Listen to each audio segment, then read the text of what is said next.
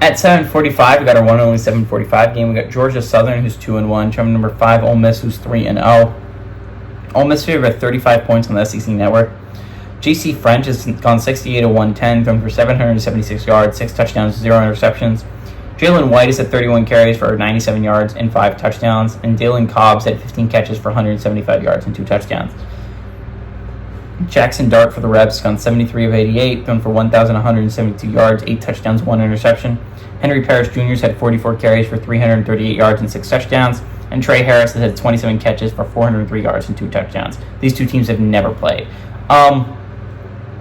I think what is really interesting about this matchup is, again, no one's scored a touchdown on Ole Miss yet. There's been 9 points scored against them in their 3 games. 6 against Wake Forest last week, 3 when they played, I forget who they played the week before, Middle Tennessee State the week prior, and then 0 against Furman. So no team scored a touchdown on them. Can Georgia Southern become the first?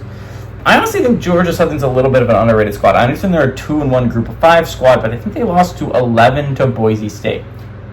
Boise State's a good football team, and Georgia Southern's had an offense that has been explosive. Again, do I think they're going to be competing for their Group of 5 playoff spot? Absolutely not. Do I think this is a team that can compete for a Sun Belt championship? Absolutely. I think this is an underrated squad, and I think Boise State would love it if Georgia Southern gave Ole Miss a fight, because that would absolutely improve their resume.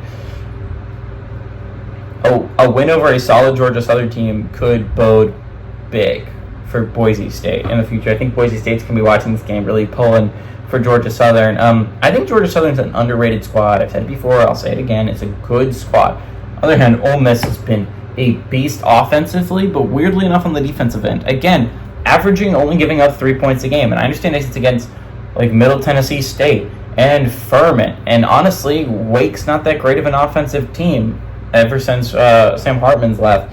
But honestly, their defense has been surprisingly good. This is not a defense you would see from Ole Miss in the past. Again, I said it before, if Ole Miss does not make the playoffs this year, I think it's going to be a real disappointment for them, because you have arguably the best quarterback in the SEC, maybe second behind Quinn Ewers. One of the best offenses in SEC. You have a solid defense, and you have one of the best schedules in the entire SEC. You only play 3 ranked teams, which I know 3 ranked teams does seem like a lot, but you schedule them in so that it makes sense, it works.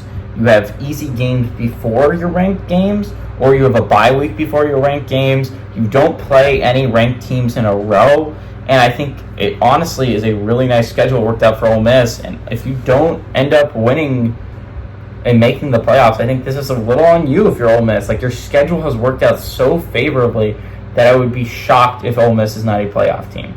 That being said, I think Georgia Southern is a solid squad. I don't think they lose by 35. I said this about a couple teams prior when they were playing Ole Miss, and it's just not true for Middle Tennessee State, that's for sure. But I do think Georgia Southern's a solid squad. I do think they keep it close. And I think they score the first touchdown of the year against Ole Miss. Give me Ole Miss to win outright, but I like Georgia Southern just cover the 35-point spread.